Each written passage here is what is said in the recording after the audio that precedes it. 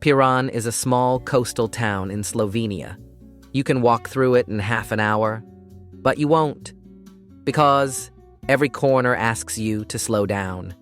The air is clean, the sea is right there, and people don't rush. You breathe deeper here.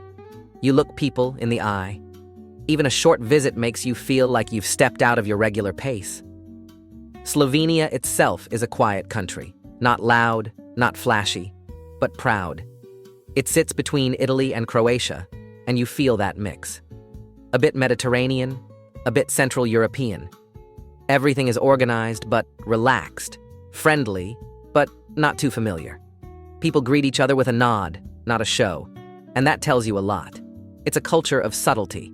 The town has Venetian roots. You see it in the buildings. Pastel walls, narrow streets, old stones. But it's not overly polished. It feels lived in, not staged. Cafes have locals sipping coffee slowly. The church bells ring on the hour, not for tourists, but because that's what they've always done. The rhythm of Piran isn't made for outsiders, but if you slow down, you begin to match it.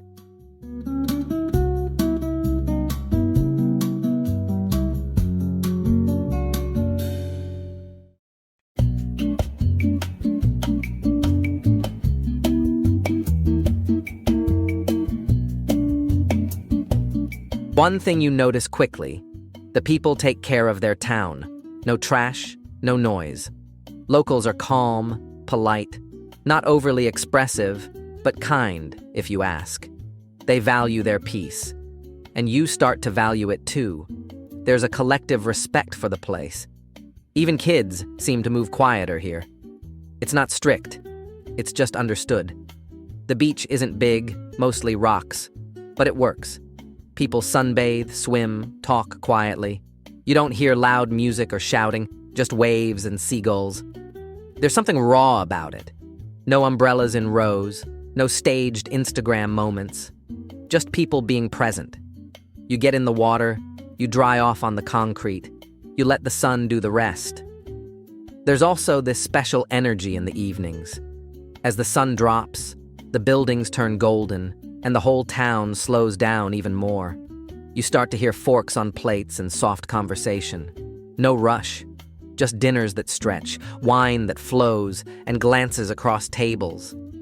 It's a town that invites you to stay in the moment. And yes, the women. You can't not notice them. Not because they try to be noticed, but because there's something natural in the way they move.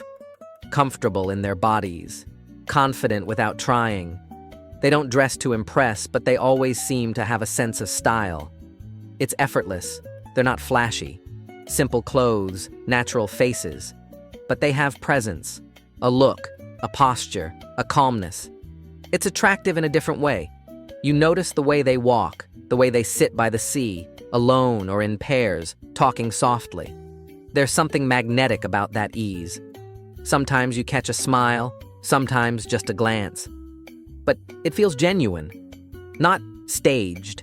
And when someone looks at you in Piran, it feels like they see you. Not your clothes, not your phone, but you. That doesn't happen everywhere. You also see a lot of couples walking hand in hand. There's affection, but not the kind that seeks attention. It's calm, grounded, the kind of connection that doesn't need to prove itself. It just is. Maybe that's what makes it beautiful, its simplicity. You see women laughing with friends, reading alone on benches, jumping into the sea with their hair down. It's not posed, it's real. And the more you observe, the more you realize how rare that feels in other places.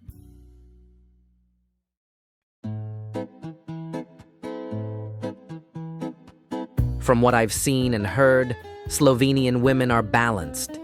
In relationships, they don't play games. They want clarity.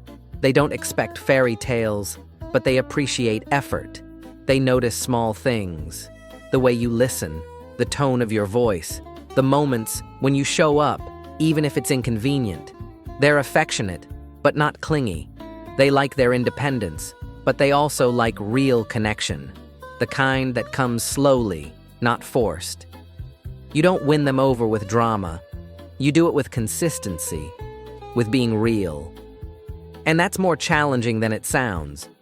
The first time you sit with one of them at a seaside cafe, you may think she's quiet. But then she asks a question that surprises you. She listens without interrupting. And suddenly, you're talking about things you didn't expect. There's depth under the surface. They're often well-educated, speak multiple languages, and have a global view, yet they stay grounded in their culture.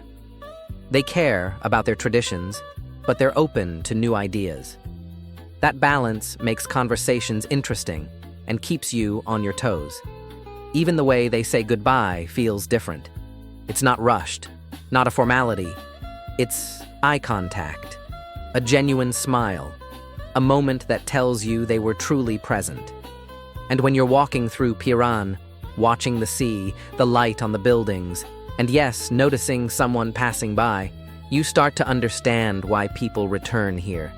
Not just for the views, but for the sense that here, you're not performing. You're just being, to breathe, to notice, to feel alive without needing to be seen.